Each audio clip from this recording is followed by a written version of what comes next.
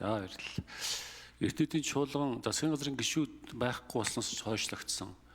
Өнөөдөр асуулт авах ганц хоёр сайд нар байхгүй. Гэхдээ орж ирэх баха гэж бодоод асууя.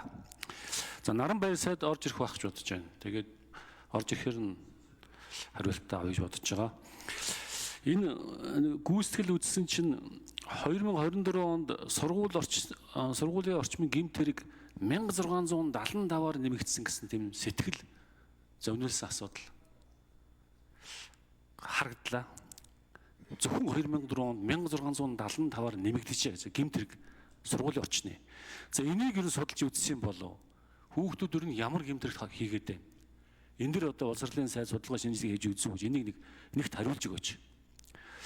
Хоёрт нь Монгол улс байгаль орчны индексээр дэлхийн 180 орноос 177 дугаар байрт жагсаж сүүлээсээ 3-т орлоо гэж ийм мэдээлэл гарсан байна.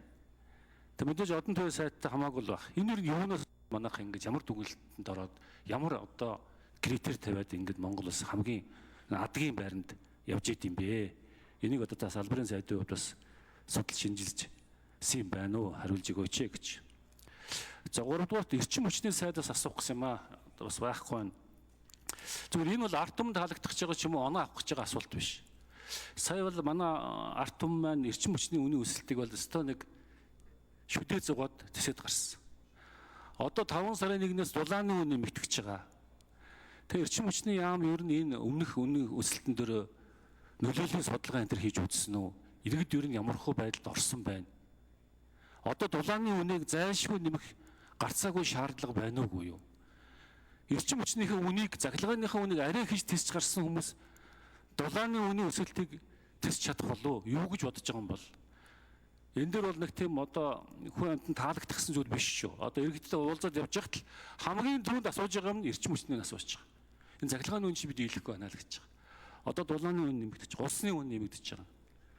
За энэ дээр ямар судалгаа шинжилгээ хийж үзсэн юм болоо гэж. За дөрөвдүгürt сангийн сайдаас асуу. Итэл бид хоёр нэг ярилцсан валютын нөөцийн ханшийн асуудал чи ер нь хүндэрсэн байна. Төсвийн тодголгын бэлтгэлийг хийж байгаа юу? Жавхлан сайдаа. Төсвийн тодголгын бэлтгэлийг хийж байгаа юу? Төсвийн зарлага буугч чиглэлээр та хэд маань ер нь судалгаа шинжилгээ хийж үзэж байгаа юм уу? Энэ валютын ханшны нөөцийн асуудал чи ер нь нэлээд өндөрсөн байгаа гэсэн мэдээлэлүүд хаасаг явж байгаа. Swap дээр болж байгаа нь 2.8 тэрбум долларын асуудлаар л одоо амьдрахаар явж байгаа гэж сонсогдсон. Тэгэхээр энэ дээр төсвийн тодголын дээр бэлтгэлийн дээр хийж ер нь тодголыг зарлагаар бууруулвал яасан бэ гэсэн асуудал би танд хоёр дахь удаага оройтойгоо гадар төсвийн тодгол хийх чиглэл рүүгээ явуул яасан бэ гэсэн саналыг тавьж байна. За ийм асуултыг хариулдаг юм. Дараа нь нэмж асуух шүү дараа. Тэ та намайг гар өргөсөн чи хариуллаагүй шүү. За Наранбаяр сайд асуултанд хариулъя. За баярлалаа. Тэгэхээр сүүлийн жилүүдэд сургууль орчинд одоо гэмт хэрэг бол нэмэгдэж байгаа юм байгаа. За энэ дээр бол бас бид хууль зүйн дотоод хэргийн яамтайгаа хамтраад сургалтуудыг бүсчил зохион байгуулж байна. Сургууль орчны гэмт хэрэгээс ер нь урьдчилан сэргийлэхэд хороотойгоо хамтран ажиллах, тэнд байгаа нийгмийн ажилтнантайгаа хамтран ажиллах нь туйлын чухал байдаг. Нийгмийн сургууль доторх нийгмийн ажилтны бас үйл ажиллагаа туйлын чухал. За түүний зэрэгцээ сүүлийн үед бол ялангуяа цахим орчинд ийм гүйлтгэж байгаа, бие биенээ дээрлэж байгаа, бөөрлөж байгаа, алагчилж байгаа, ганцаардуулж байгаа ийм одоо үзэгдлүүд бол газар авсан. Ийм учраас одоо энэ цахим орчинд нь бид хүүхдийг 16 нас хүртэл нь бол СНС буюу нийгмийн сүлжээнд нэвтрэх одоо эрхийг хязгаарлах Австрали улсын туршлагыг судалж байна. Үүгээр бас дамжуулж бас энэ цахим орчинд эрүүл ийм үзэгдлийг бий болгох нь туйлын чухал гэж харж байна. Сүүлийн жилүүдэд бас энэ хүүхдүүд бас өөрсдөө бас их өөр орчинтой болсон байна. Та бүхэн анзаарсан бол одоо зээд үеийнхний хоорондын яриаг бол ингээд бичилцэж байгаа одоо ингээд бичсэн зүйлийг нэдэр ингээд харах юм бол бараг 50% нь ойлгохгүй ийм одоо өөр болж байгаа шүү дээ. Тэгэхээр эдгээр ийм хүүхдүүдийн сэтгхүй таарсан одоо ийм үйл ажиллагааг явуулж тэдэнд хүрэх нь их чухал байна гэж харж байгаа. Мөн одоо сургуулийн орчинд ингэж гэмт хэрэгтэй дэмжихэд бол энэ эцгийн оролцоо их туйлын чухал байдаг. Эцэгхийг одоо татан оролцуулах school police гэдээ явж байгаа шүү дээ. school police гэдэг одоо ингээд аюулгүйн одоо ийм хүүхдийн одоо зөвхөн замын хөдөлгөөнд аюулгүй оролцохыг бас хамгаалахтаа биш бас хүүхдийн сургуульд ирэх зам, гэртээ харих замыг л аюулгүй болгоход энэ чиглэж байгаа ийм зүйл байгаа гэдгийг одоо танд хариулъя. Баярлалаа. За одон төвөө сайд хариулт өгье.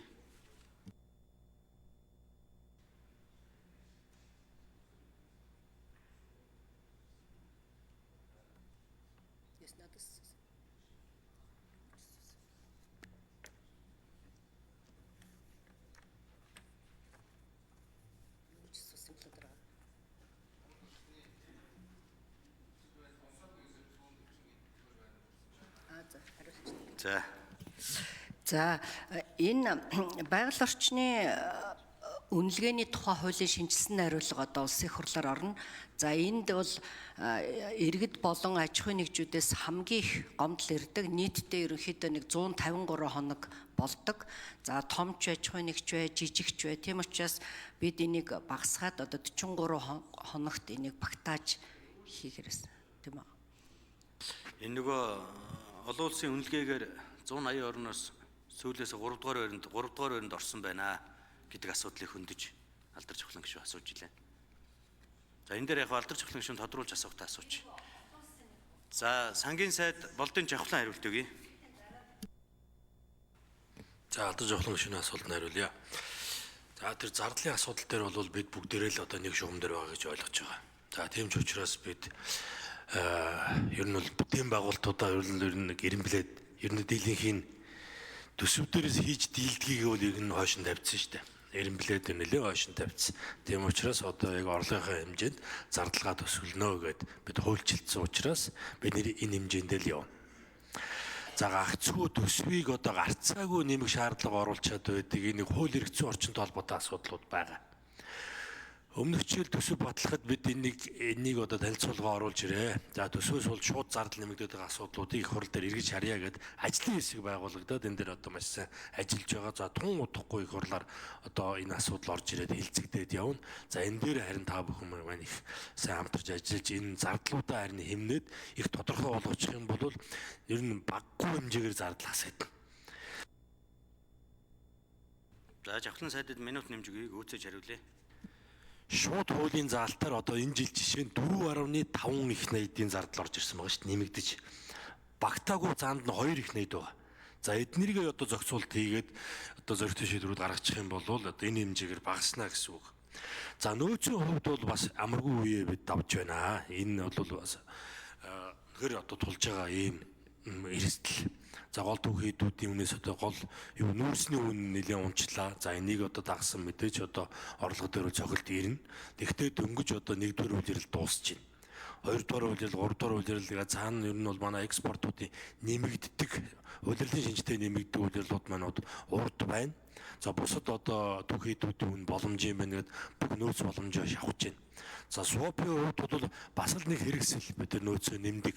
За тэгвэл мэдээж энэ хэрэгслүүдэд эренбэлж ягаад аль болох өрдөг багтаагаар дараа нь одоо сүрэг үр дагаврын бас эренбэлж ягаад ингэж шийдвэрлээд явна. Хараахан тэрэнд хүрчээгүй байна. Тийм тэгэхээр сандрах хэрэггүй.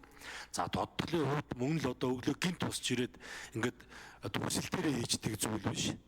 Одоо хуулиараа энэ чинь нөхцөл байдал маш тодорхой заасан байгаа. Ийм нөхцөл үүссэн үед засгийн газар тодтол одоо өргөн барина гэдэг. За тэрэндээ хараахан бас хүрээгүй байна. За орлогоо нэмэх, орлогоо хамгаалах, зардлаа бууруулах, хөрөнгө оруулалтуудаа бас тодорхой хэмжээнд эренблэх гэж засгийн газар нэг өөрийнхөө эрх мэдлийн хүрээнд хийждэг ажлууд байна. За энэнийхээ ардаас явж байна. За энэ дээр одоо өндөр ач холбогдол өгөөд ажлын хэсэг байгуулагдаад бас ихний үр дүнгууд гарч байна. Юугүй бүр одоо үнд байдалд орчоогүй байна. Бас энд ийм зүйлүүд байна. Тэгээд одоо засгийн газар болгон дээр бид нар асуудлаа яриа. Засгийн газар болгоны дараа олон нийтэд энэ одоо экспорттой холбоотой манай нөөцтэй холбоотой мэдээллүүдийг одоо танилцуулаад явж байгаа. Ямар ч үсэн нөөц бол төв банкнаас мэдээлж байгаагаар олон улсад барьдаг эсэнд. За Батгтхын цоожил сүрэн сайд хариулт өгье. За алдар жоохон гишүүний асуултанд хариулъя. Дулааны үн 5 сарын 16-ны өдрөөс нэмэгдэх ёстой байсан ийм шийдвэрийг эрчим хүчний зохицуулах хараан дээр гаргацсан байсан. Гэтэл сая одоогоос нэг 2-7 3-7 хоногийн өмнө засгийн газар дээр шийдвэр гараад энэ дулааны үн болон бусад хураамжуудыг нэмэх асуудлыг унд дуустал хойшлуулаа гэдэг ийм шийдвэр гарсан байна. Гол шалтгаан бол энэ Монгол банк статистик эрхийн газраас инфляцийн түвшин 2 оронтой тоонд орчих гээд байгаа учраас энэ шийдвэрүүдийг унд дуустал ямарч байсан хойшлуулах ийм шийдвэр гарсан байна. Болсон уу? За Жоки алдарч өгөх шин тодруулжсэн. Гэг юу гэж тэхвдээ. За Наранбаяр сайда та миний асуулт ерөөсөй ойлгоогүй байна. Энэ сургууль орчмын гэмт хэрэг 1675-аар нэмэгдсэн гинэ. Өнгөрсөн жилийнхээс өмнөх жилийнхээс шүү. Тэг ямар төрлийн гэмт хэрэг нэмэгдсэн болоо? Энийг танаа яам энэ төр судалж үзсэн юм уу? Үзээгүй бол үзээч ээ. 1675-аар нэмэгдэнэ гэдэг чинь эсвэл нэг өдөр мансууруулах бодисны гэмт хэрэг яваад байна уу? Юу яваад байна? Энийг бас та боловсролын сайдын хувьд өөрөө боловсролын сайд олон жил ажиллаж исэн хүн нэг судалж үзээч ээ. Ойлгоогүй бол. За байгаль орчны сайд бол олон улсын хуралдаан байна. Тэрийг ойлголоо. Дараа нь бас тусдан тодруулцгаая. За Наранбаяр сайд нэмж хариулъя.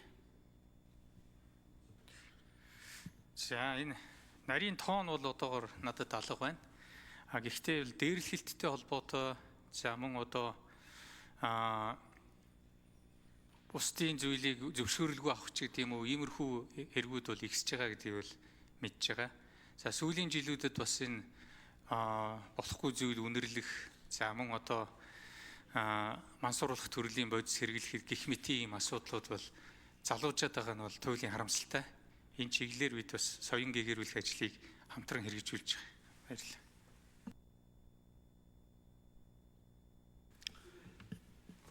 За Лав сүрэнгийн Сорон зам болтгош